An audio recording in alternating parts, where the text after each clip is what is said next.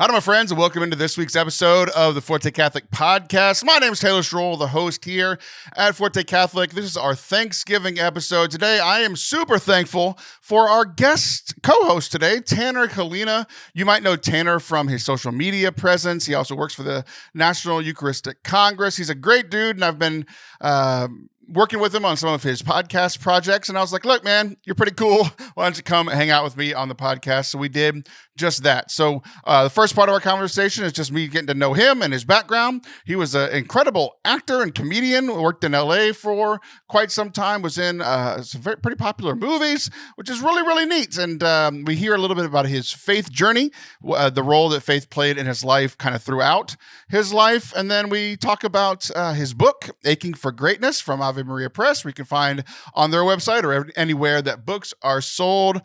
I am just super grateful for this conversation. We had an absolute blast. You're going to hear a story about a guy named Glen that's going to absolutely blow your mind. One of the best moments in show history. So I am thankful for him. I am thankful for you for watching or listening to today's episode. Enjoy.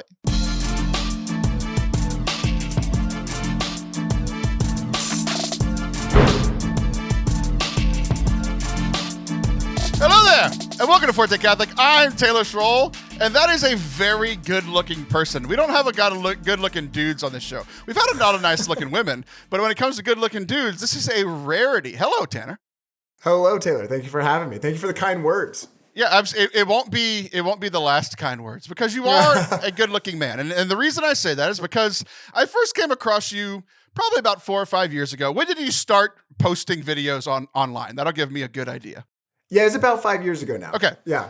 I found you right around then, and you were one of the first people doing the what we just started doing at my organization like a year ago, is what you kind of started in the Catholic world. The zoom in, zoom out. I'm come in closer, and the camera would zoom in. Just very good camera work. You're a good looking kid. You've looked 19 ever since 5 years ago. You haven't aged a day. I've aged 38 years in the last 5 years since so that's kind of how I got introduced to you. And now we're working together on a couple of projects. It's very exciting. Yeah, man. It's been great getting to know you. It's been great kind of like seeing just how tech savvy you are and learning from you, but also just kind of the text back and forth and hearing your humor and your heart and get to know you a little bit more. So I'm excited for this conversation and to continue that. It's the humor usually brings people in. The heart usually scares people away. So I'm surprised you're here after seeing my heart. You got a heart of gold. You got a heart of gold. That's the problem. It doesn't beat very well because it's made of solid gold. So yeah, you and I were talking. So the couple of projects. So you just, as this releases, you just finished your first ever podcast on your own. Why don't you tell us about that one? The little 6-part series you did. Yeah, man. It's for my book that just got released through Ave Maria Press called Aching for Greatness. So I read a lot of Protestants. I love kind of like their take on things. I love the way they kind of like hit at truth. And I'm so inundated in Catholicism, so some of the terms that we use just kind of become mundane after a while. So reading Protestants, they're kind of getting at this, but using fresh language. So it kind of keeps me on my toes and always coming up with kind of fresh ways to communicate the truth.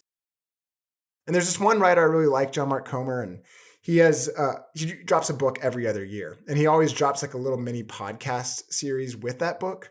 And I haven't seen that in the Catholic world, so I proposed that to Ave Maria Press. I was like, hey, can I just do a quick 1-season, 6-part episode series to kind of expound upon the themes of my book? And they were super generous, and they were super down to support that. And they let me do it. And I got to dabble in the waters of podcasting and, speaking off the cuff on a show with a guest. And it's been a journey. It's been fun. I like it. I like the medium. I'm like, I like having my thoughts beforehand. Like if I were to give a talk somewhere, I kind of like know more or less the beats I'm going to hit and kind of the jokes and where to like push in, push out.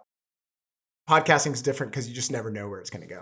Yeah, exactly. I was like, I like how you said your first experience in podcasting was this 6-part series, and then your next was coming here, and I'm like, no plan. There's not a plan. We don't have a plan. We're just gonna roll with it. I just had a realization right here, right now, because I have now edited all of that series. It's all completely out now, and you mentioned this John Mark Comer multiple times, and you said Protestant John Mark Comer, and for whatever reason, until just right now, I just heard John Mark McMillan, who's also a Protestant writer, but a writer as in he wrote, How He Loves, like the most popular, worship song 15 years ago. What's the other one? You hold the reins of the sun and the moon. Like, what's the name of that? Back. You are my first, you are my last, you are my future and my past, which is a worship song that I thought was about my wife for a moment. I feel like, a lot of Protestant worship songs, they can kind of double as romance songs. Right. Yeah, which is funny because worship songs used to be worship songs, and then Switchfoot came to be a thing. It's not worship, but it's Christian, and they perfected that this song could be about the woman I care about or about God. And then all the worship teams were like, let's do that. And I'm like, let's not.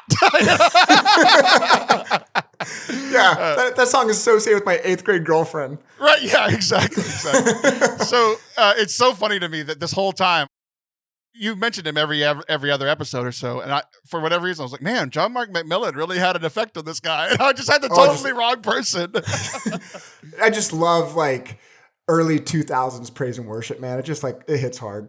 Oh yeah, it really does. I used to cry every time I played that song because it was so beautiful. Now I cry because I'm tired of it. That's great. So we worked on that podcast together. You have another one coming. Is that public yet? Can we talk? Yeah, no, that's public. It's, kind of, sort of, we're pushing it out there. Yeah, it's the Revive podcast, the official podcast for the National Eucharistic Revival. I'll be co-hosting that with Sister Alicia Torres, who's just become an awesome friend of mine during this whole kind of Eucharistic Revival movement. And hopefully, the hope is we'll be interviewing bishops and kind of really doing a deep dive into evangelization and kind of making that practical, talking about the nitty gritties of life on mission for people out there. That's great. We're going to be talking a little bit more about your book later on, but I really just wanted to start to get to know you a little bit better because, like you mentioned, all of our Zoom conversations have been all technical stuff. It's all just here's how we do the podcast, and then I don't know what happened. I know how it happened. You mentioned in one of your podcasts that you played college baseball, and I didn't realize that we had this in common, that we were both failed college athletes. So, dude. So that's what kind of unlocked us talking as friends and not just, co-laborers in the vineyard of this podcast. And I was like, okay, I really like this guy. Let's expand this out. So that's honestly why you're here. It's not because you're Catholic or popular or good looking. It's really because we have the connection of both. You made it 1 year further in college athletics than I did. I did 1 year and was like, peace out. You did 2 and we're like, peace out. So Yep. That's really what I want to talk to you about is your college baseball career. Bro, gosh. Yeah. Athletic dropouts. That's you and me. Man, I grew up just idolizing baseball, which, you did track, right? Yeah. Did you have aspirations of Olympics? Was that kind of the goal in your mind? So it's funny. I picked the only sport longer than a baseball game, which is track. But I had aspirations first to play college basketball. And then my skill set, I was a very good 6'2" small forward. But to play in college, you had to be a 6'2" point guard, and I had small forward. I was too small to play small forward, essentially. Sure. And then I quickly switched over to football because I got pretty good at football. I was in a Texas magazine all growing up. But then football, for a plethora of reasons, didn't work out. I ended up signing on to play in college, and then they were like, "We're not playing games in a year." Then I'm like, "Then I'm not coming to practice." So I did end up going to running track. So it was actually my fourth favorite sport. Basketball is my number one love, then football, then baseball, which I sucked at, which is what you were good at. And then I ended up running track. So actually I had no aspirations to do track. It's just the one that worked out and got me into college. So. Okay. Fascinating. Yeah. Cause I feel I don't know if you're in the majority or minority there, but I feel for me, at least the people I was surrounded by, there was always long-term goals. For baseball, you go into college baseball thinking you're going to play in the major leagues, Right. You're going to end up a Hall of Famer and be set the rest of your life. That was definitely for me. I grew up just with this huge dream of making it to the major leagues, and I worked my tail off to make it happen. And in high school, I was pretty sick. I was all district, multiple years, North Texas All-Star, traveling around the nation on a pretty stout select team, and I was getting scouted by some professional teams. I would have been like one of the top 3 fastest people in the major leagues. So you and I had that in common. We both had some wheels on us. And man, as soon as I got to college, it was just the joy of it was sucked out of me. I was a part of the first freshman class that the school I went to recruited, Houston Baptist University. Now I think they're called Houston Christian University. Yeah, I ran a track meet there in college. Did you really? Yeah. There were 3,000 people there, and I think 2 other white people. That's kind of like the university, yeah. But it was great. Super small university. Like I was coming out of a small high school, so I was kind of looking forward to like a college feel, and it kind of felt like I just went to another high school. And so there was kind of that was kind of a little bit of a disappointment. And then because I was a part of the first freshman class that this program had recruited, they'd usually recruit like junior college transfers, so like upperclassmen up until then. The upperclassmen did not like that I was, a freshman rolling in. And then I was a starting freshman there for a while. They definitely didn't like that. So in practice, I remember, the first practice was just so brutal. Like they bullied me so hard. The first base, I played shortstop, and the first baseman would hold out his glove at first. And unless I hit his glove like spot on, he would watch the ball just go away. Even if I missed by a foot, he would just kind of like move his shoulder and let the ball go by him. And they just got so deep in my head. After I ended up transferring, they told me that they wanted to break me. Like that was the motive of their kind of like. It worked. It worked, man. They did break me. They just kind of through that. I developed the yips. The yips are a weird psychological condition. Some athletes will forget how to do the most basic movements. Like golfers will forget how to swing, or tennis players will forget how to serve.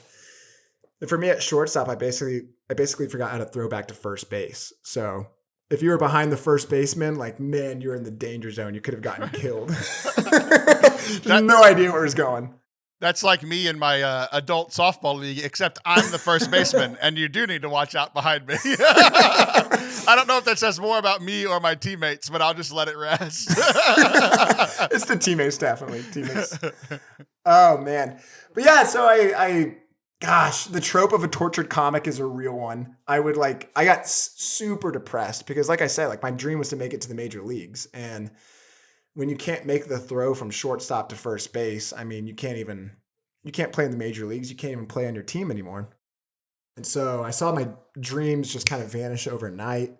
And in order to cope with the pain, I'd go home and write stand-up comedy jokes. This was before the fall of Louis C.K., when he was at the height of comedy.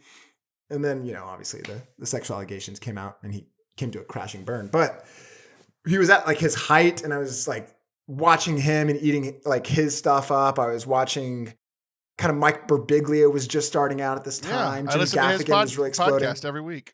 Oh yeah, he's fantastic. He's got such a unique kind of outlook on life. So I was just absorbing content and absorbing comedy, and I was writing comedy, and then I eventually found myself performing comedy and landing comedy gigs. And this love for comedy just slowly started to take over my love for baseball, and that's when I said, deuces, I'm out of this. Yeah, that's awesome. It's funny because we know the end of the story that you found the Lord, but a lot of mine was I quit track to focus more on my theology degree, and you're like, I'm going to become Louis C.K. Is that why you quit? A big part of it. The real reason I quit, it's very funny when you ask the question about, did you aspire to be an Olympian? The answer was yes, until I faced Olympians. So I ran track the spring of 2009. So it was the first season after the 2008 Olympics. And my second to last track meet was at Baylor University, which at the time was the powerhouse in track and field nationally. Those dudes zoom. So they had 3 Olympic medalist males and 1 Olympic medalist female that came back for this spring 2009 meet, just as a promotional thing to help build up the meet. So there were, again, thousands of people there. And I raced against one of them in the 200. And by raced against him, I didn't really. I was in his heat. We set up our blocks at the same time. But my joke is that I think he finished the race by the time I was still setting up my blocks. That's how bad he beat me. So that was the moment that I decided this isn't for me anymore. And it was that big moment. And everybody uses it as an excuse of like, oh, if I wouldn't have gotten injured, I would have been somebody. It's like, I would have never been an Olympian. That's not but I did rip both of my hamstrings, which are my powerhouse muscles. Oh, yeah. So like there was a part of it there, but so a lot of it was injury and not liking my coach. For you, it was the teammates. For me, it was my coach. And who, by the way, I hadn't heard from him in almost, let's see, that was 2009. It's been 15 years. He knows I don't like him. And he just sent me, like last week, he just sent me an email asking me to give the program money. I'm like, first of all, I'm still giving the program money from my student loans. Second of all, no, I don't like you. Oh, man. So, yeah. That's awkward. So, oh, gosh. So you were in college, you were playing baseball, and I mentioned at the top of the show that you look 19 for the last 5 years. If you Google Tanner Kalina, you'll come up with all the Catholic stuff. Google Tanner Kalina baseball, which is what I did the other day. No, please don't. It's the reason you're here. I know you don't like that picture, but it's the reason you're here. I loved it so much. You look like my 11-year-old son in the picture. I'm sorry for your 11-year-old son because I look like a worm. I look like an earthworm in that picture. That's like when I was like working out every day. My neck is just like, you can't tell where my neck starts and my chin begins. It's just one giant kind of muscle blob. I have that same thing, but for a different reason. So you were in college and then you did this comedy thing. Cause I know that you went out to LA at some point. When did that happen?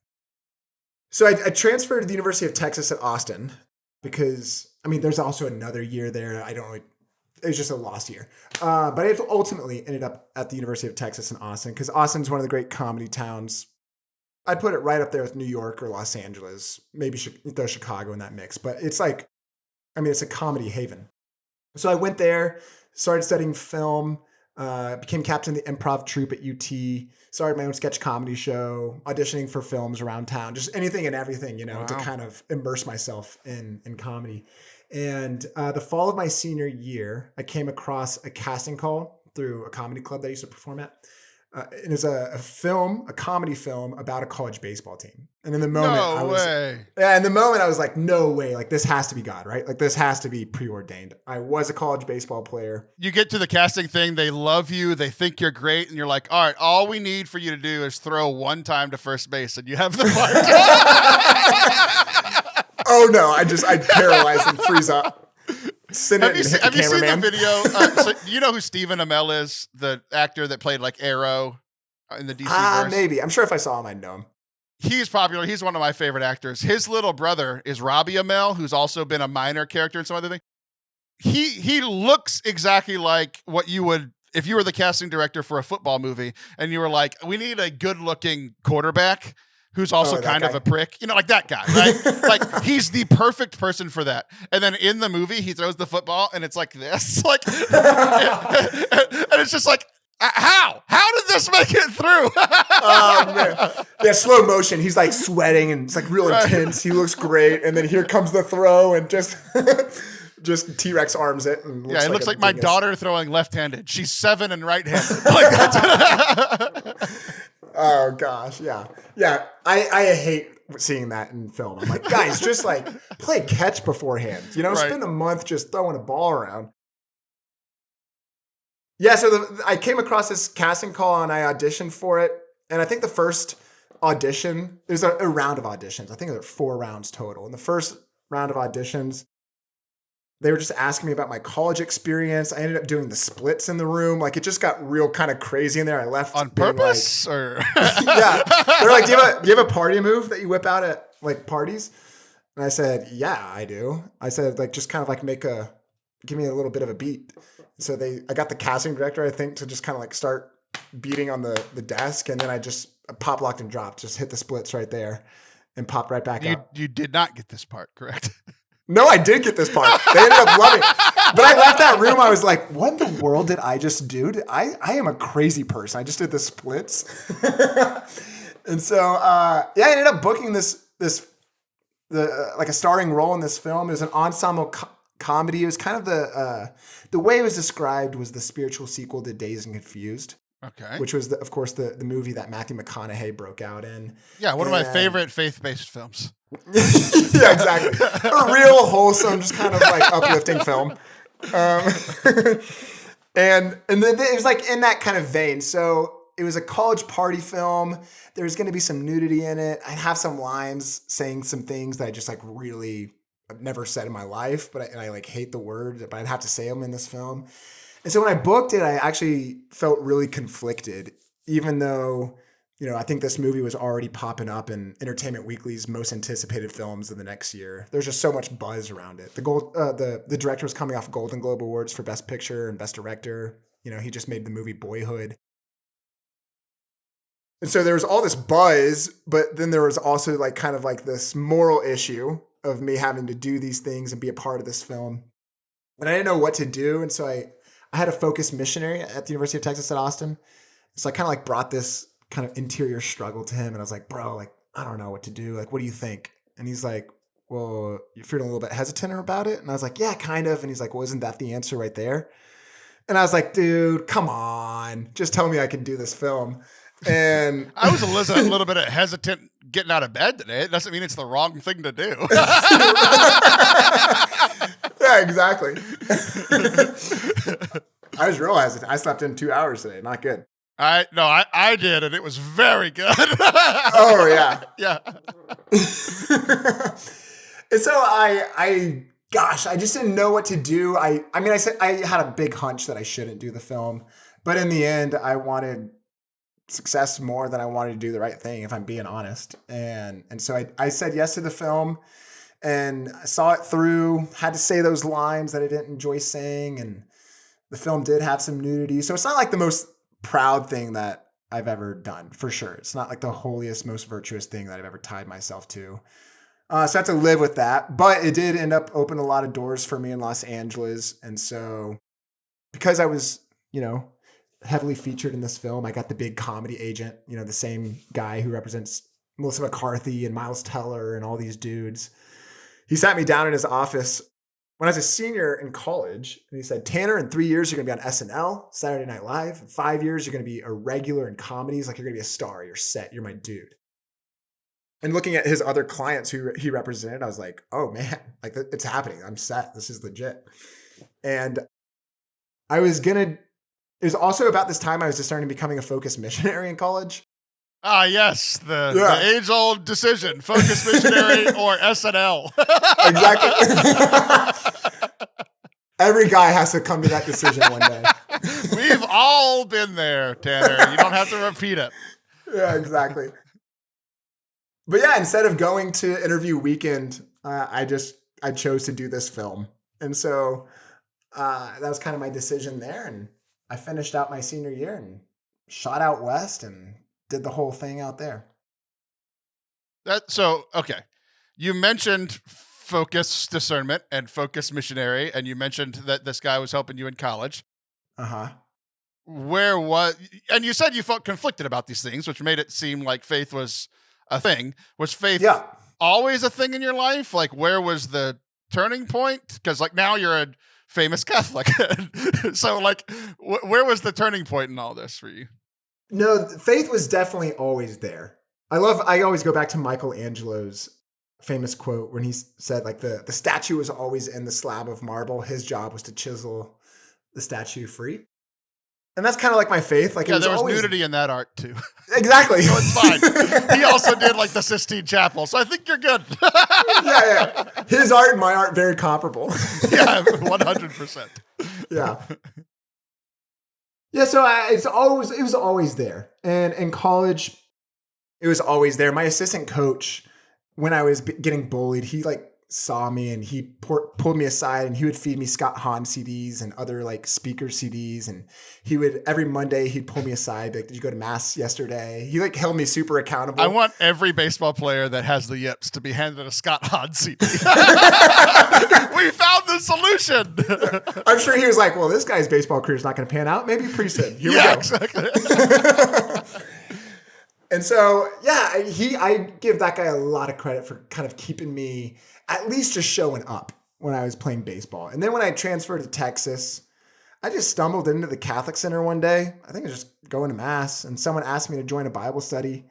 And I was like, sure. And so stumbled into a Bible study, and then a focus missionary there asked me into discipleship. I didn't know what that meant. I never showed up, but he would occasionally ask me how my prayer life was. And he became like a pal, and he taught me how to change tires and made me some meals, and just a super awesome dude. And so the faith was always there, and my friends were way more into it than I was. And they were really kind of trying to push me, but I was just, like I said, I wanted God, but I wanted success more. So, okay, that's fascinating. And most of the time when I hear like, how can I put this gently? Most Catholic famous people are liars. That's as gentle as I can put it. So You have to be wary of them. when I hear people are like, yeah, I went to LA and I was an actor, or I was like, I was like, I feel like people probably think about it with me too. It's like, I was a college athlete. They were like, yeah, for 9 months, chill out. Like, am I telling the truth? Yes, but am I I don't know. Am I using it? Whatever. Similar. This whole time. Not that I thought you were a bad person, but whenever you were like, yeah, I was an actor in LA, I'm like, yeah, so was every waitress. Like, chill out, like, Yeah. I've heard this story so much, either from Catholics or just like podcasters or former actors or whatever. It's like, I was an actor in LA. It's like, you were an extra in one film while you worked at Denny's for 6 years. Like, relax. Right. I didn't realize that you were like actually in a movie with like real people. Like, Yeah. it's crazy. It's crazy to me. So you got this movie, you did the movie, you move out to LA. What happens next? And then, so I had like my Bible study friends, right? I had that focus missionary when I was in college. And before that, when I was playing baseball, I had that assistant coach holding me accountable. When I got out to Los Angeles, I had no one, I feel like the Lord had always put someone in my steps. And here for the first time, I was really like on my own. And so the few people that I did know, a lot of them were from that film I did, and their priorities were way different than what I had grown up or become accustomed to put it lightly. And so just slowly but surely my priorities started to change as well. And I started doing things that like in college I never thought I would start doing. And it just kind of became the norm out there. It was just kind of like the base level of what people did out in Los Angeles. And so it was a really big kind of period where I felt just super restless, super lost, at the same time super excited and super like inspired, and it was just all these like weird emotions happening at the same time. But I made sure I would go to Sunday mass. I could always just hear my assistant coach still like kind of checking in with me. Right. His words just kind of like haunted my mind. And then my focus missionary's words, like, how's your prayer life? Those 5 words always haunted me whenever I drove by a church, and realized that like I'm not doing anything for my faith, and like my once kind of like fervor for the faith, if there was ever any, was really dying. And so praise God, I fell into like a young adult group. I went to it twice out there in North Hollywood, I think, St. Charles Borromeo, and met this guy, Alex, who was a similar boat for me. He came from New York, fresh off the boat. Good looking, way better looking dude than I am. You should have him on your podcast. He's just like me, from New York, an immigrant, and good looking. It's like, come on, Tanner, relax. No. Yeah, gosh, I sound like such a tool. Gosh, delete that. Edit that out. He's exactly like me. We're very good looking, and also I'm a New York immigrant. Like, no, that's not how this works. No, you just like, I could tell that we had a kindred spirit there. There you go. And we became pals, and we were both kind of in the same state of like faith. Like my faith was at one point really important to me. I at least in my head thought that it was. Same for him. And then as we were out in Los Angeles, we kind of recognized that faith was kind of like falling through the cracks. And so we like came together and we really held each other accountable.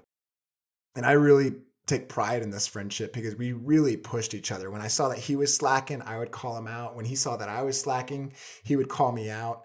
And we just pushed each other. And through that, we came to we came to like really rely on the sacraments, and we came to really like see the truth in the church, and we came to kind of like hate all the lies that were surrounding us out in Los Angeles. And iron sharpens iron, and man, I don't know where in the world I would be without Alex D, and I'm forever grateful. He was my best man, and just kind of a great example of like authentic masculine fellowship.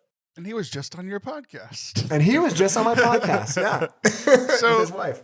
How long were you in LA total? I was in LA, I mean, more or less 5 years. Okay. Did you continue booking gigs as an actor or a comedian? Like, what were you doing while you were out there? Mm-hmm. Yeah, so that film came out. We opened up South by Southwest, which is one of the major film festivals. And the film that opens up South by is usually reserved for like one of the most like anticipated films of the year, one of the biggest films. So that was like a huge kind of thing. And that sent me into like, my agent also, when he sat me down and said, you know, Tanner, you're going to be a star. He also said, if you book one out you're going to be a star, kid. Yeah, really. I mean, literally those words, I was like, you don't have that accent and you're not like an old, like large man, but you basically just did the Hollywood thing. You told me I want to be a star.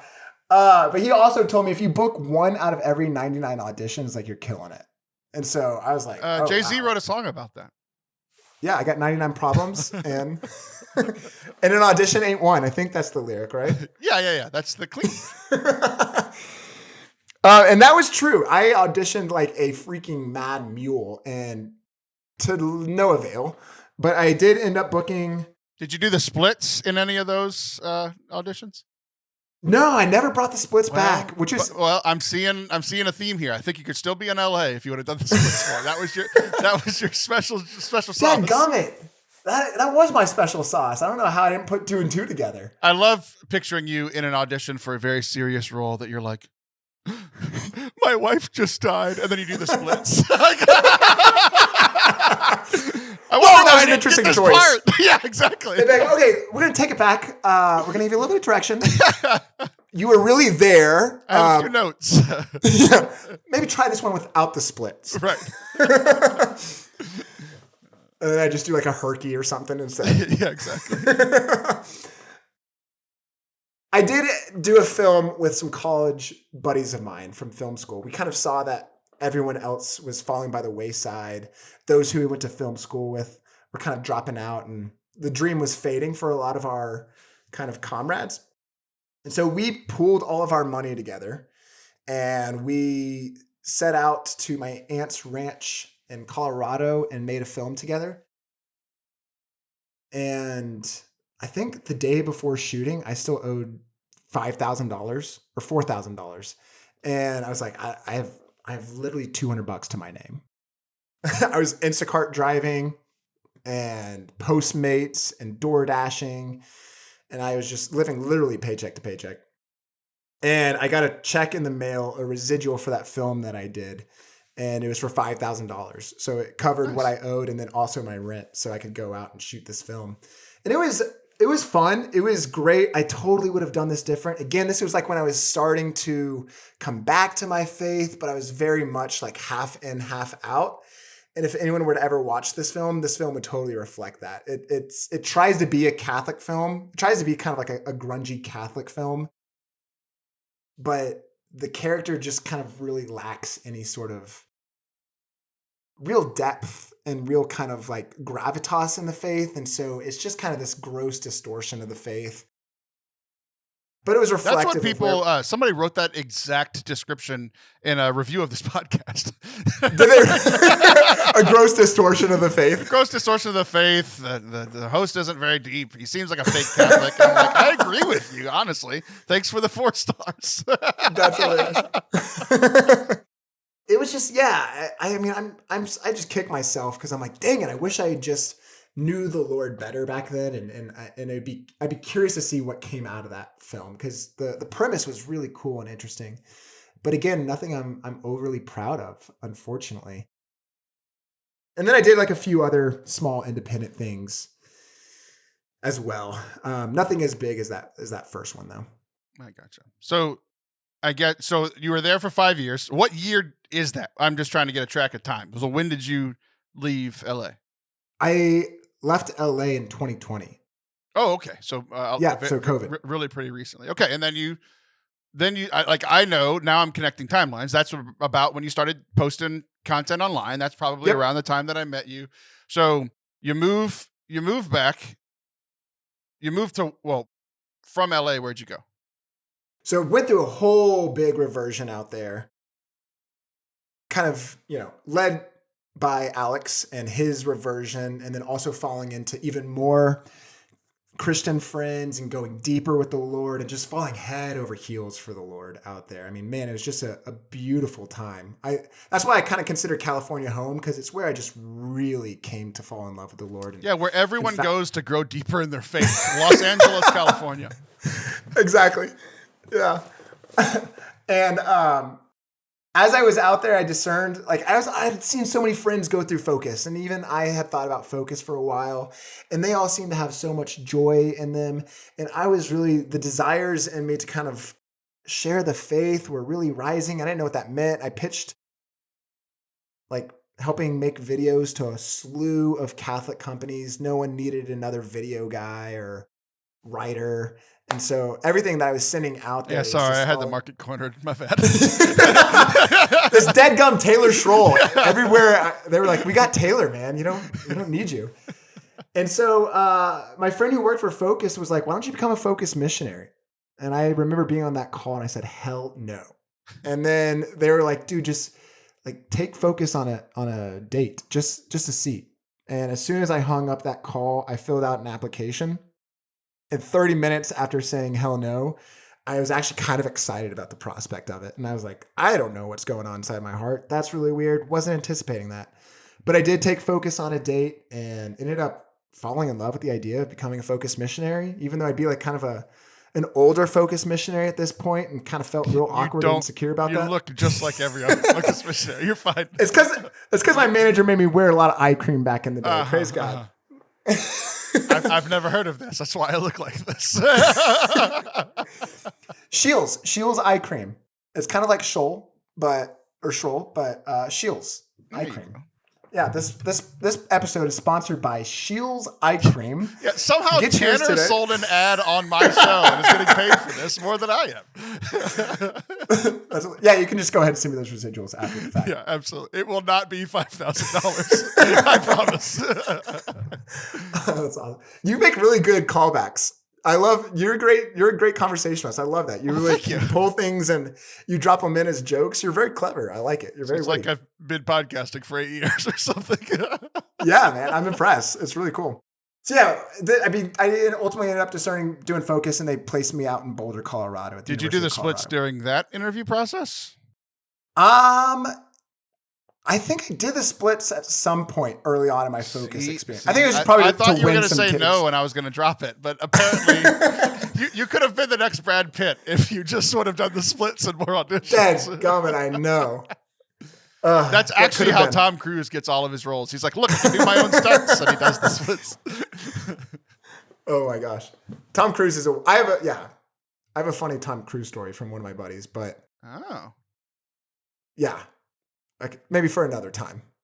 I don't know your audience that well. I don't know what scandalizes them or what doesn't. I want to hear the Tom Cruise story, so we're going to do it. I mean, it's actually more cool for my friend. It makes my friend look cooler than Tom Cruise. But one of the guys I did that film with, Glen Powell, I don't mean to just drop his name and look cool, but I'm pretty proud of him. I mean, like the one that I know? Yeah. Yeah. Oh, cool. Yeah, he's really exploded, and he's it's so funny. He's now a full-on movie star. Yeah. Yeah, he's kind of a big deal. He's kind of a big deal, yeah. But we used to watch the Dallas Cowboys on Sundays at his place together. We were just, he's just a chill dude. Very good dude. But he kind of pulled me aside one day. He's like, Tanner, the most powerful word in Hollywood is no. And he said, for example, when they were casting for Top Gun 2, or Top Gun Maverick, whatever it's called, he was in the running for Miles Teller's character. Basically, they decided to go with Miles Teller, but Tom Cruise called him up and said, Glenn, we love you so much. We have a smaller role for you. Will you please be in this film? Glenn said, no. Tom Cruise personally called him. Glen told Tom Cruise over the phone, no. I'm taller than you. I'm not doing what you say, Tom. Go do the splits to someone else. You're not winning me. And then so a few weeks go by. Tom Cruise calls Glen again, says, we liked you so much. We wrote a whole new part just for you. Will you please be in this film?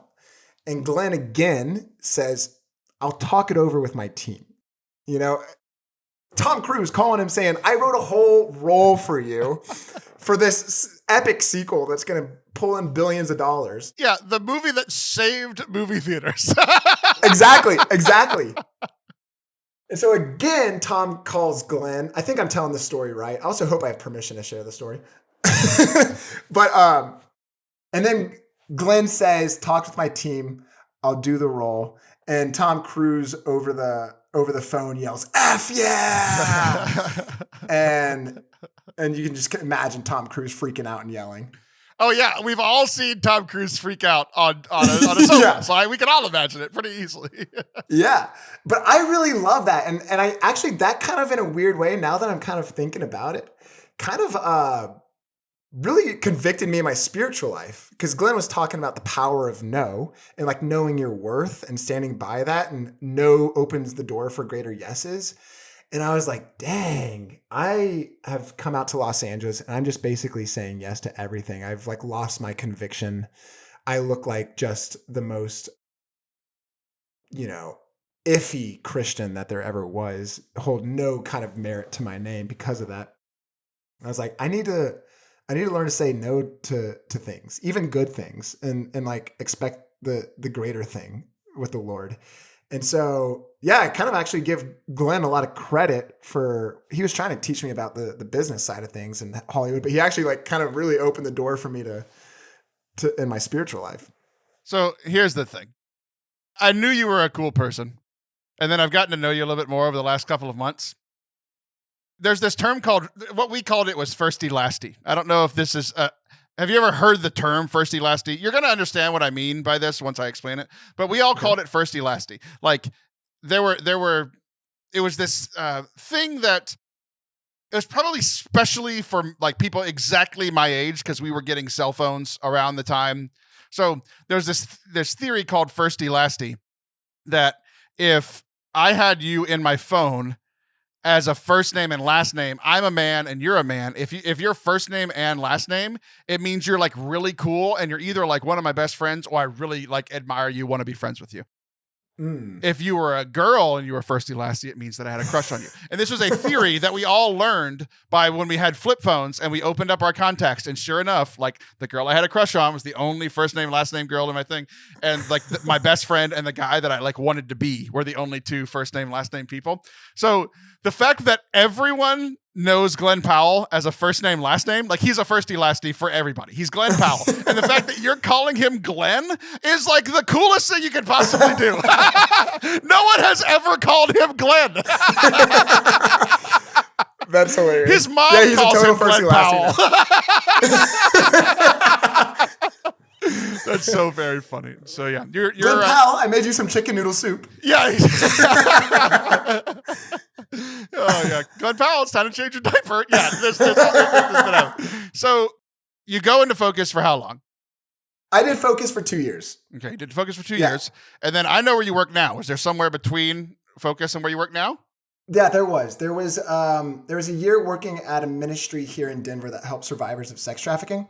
Okay, and really grateful for them. I think the work that they're doing is super beautiful. It is also super hard work. Yeah. Unfortunately, like the turnover rate in that line of work is just, it's insane. It's hard to kind of keep people in there long term just because of the nature of the work. It's a true calling. But yeah, I'm grateful for those guys over there, and I'm continuing to cheer them on, but it was not the right fit for me. I gotcha. Yeah, that I probably wouldn't have lasted long at that work either. Yeah, I can see how that could be very difficult and draining.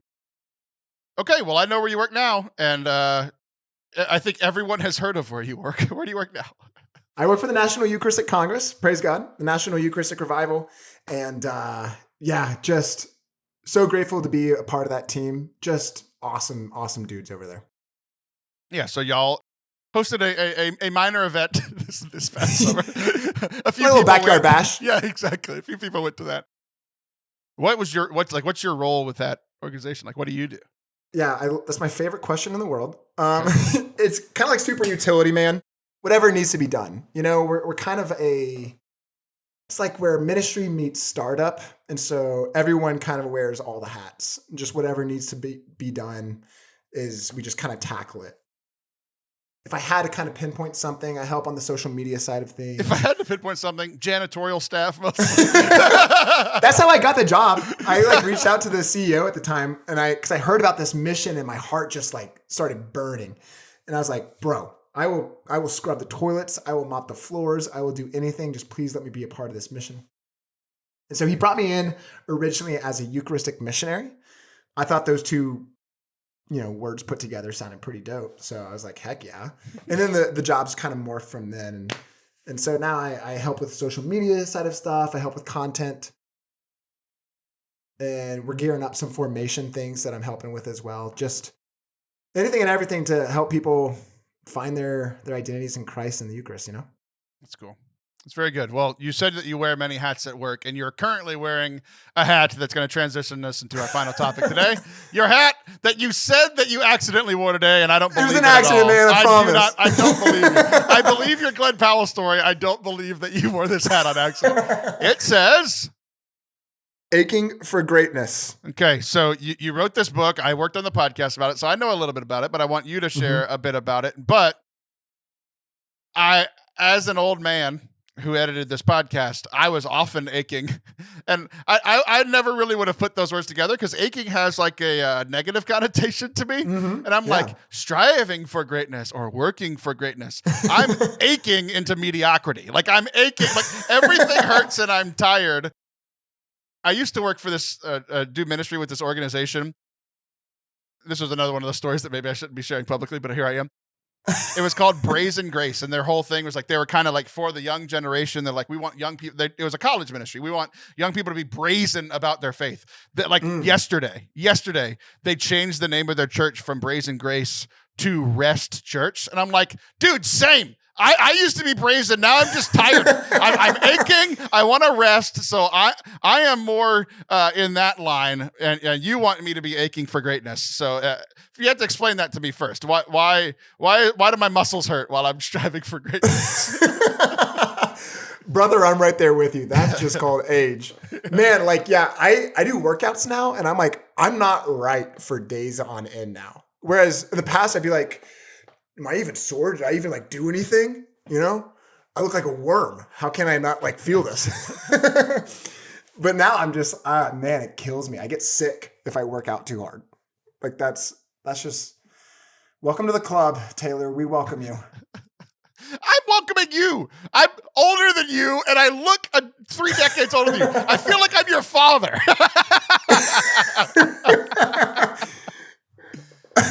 Gosh, you're hilarious. I love it.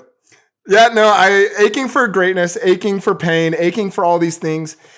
I actually love that word, and it's not to my credit. I give it the team over at Ave Maria Press the credit for this, for coming up with the title. I was kind of pretty bold with them. I was like, listen, titles mean a lot to me. Please don't mess this up.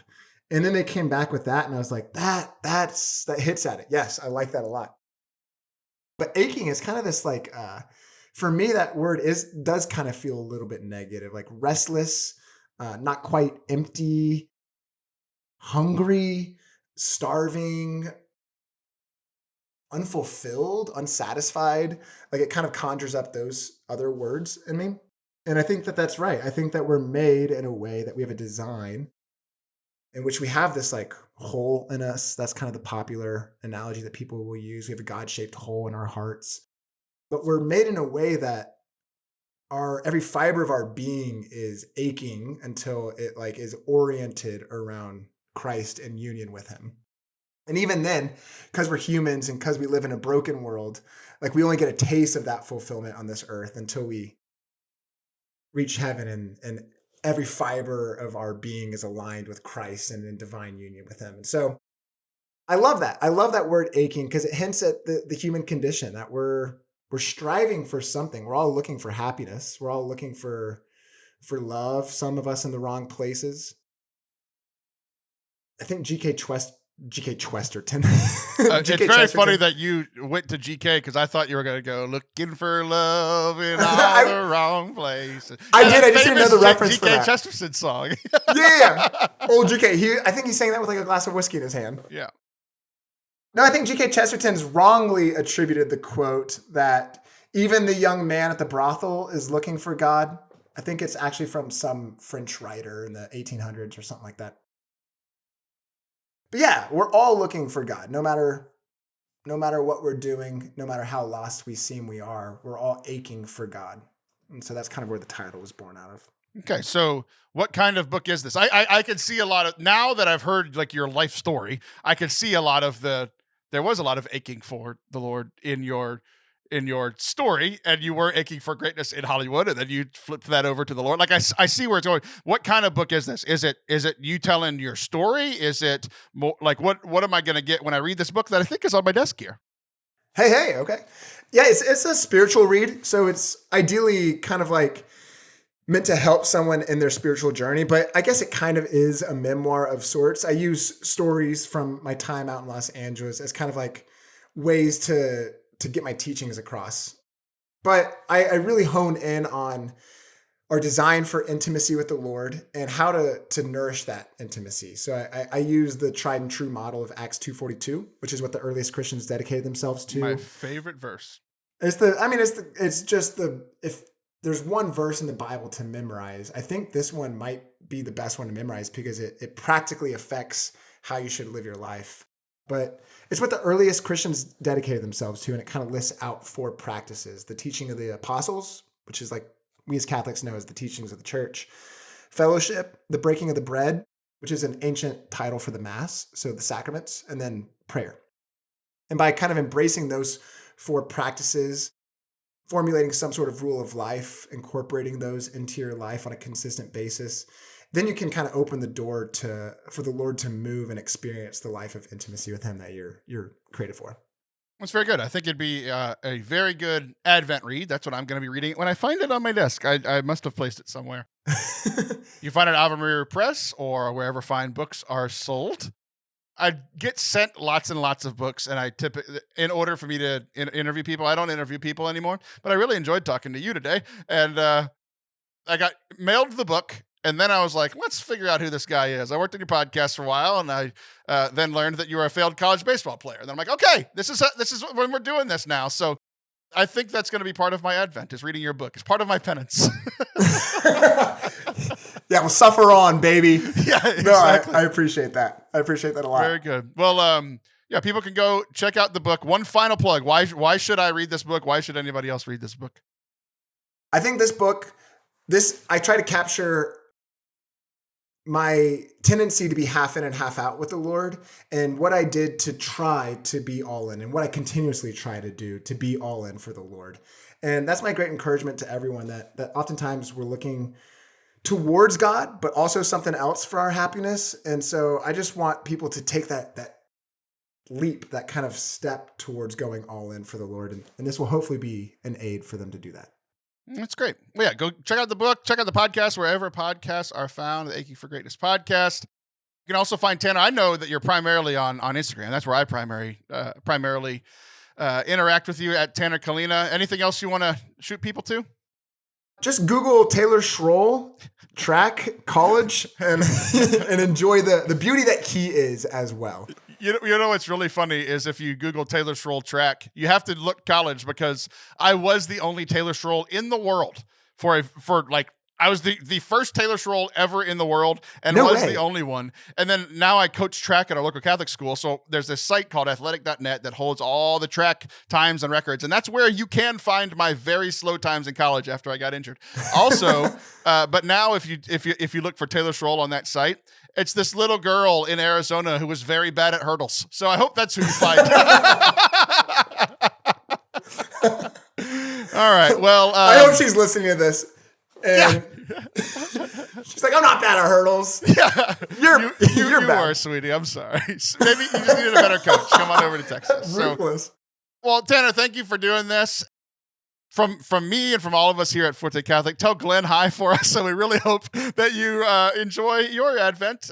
Happy Thanksgiving. This is our Thanksgiving episode. Oh, happy Thanksgiving, man. I'll relay the message to Glen. Absolutely. All right, I'm Taylor Schroll. I'll be back in a week. He's Hannah Kalina. He'll be back eventually. See ya!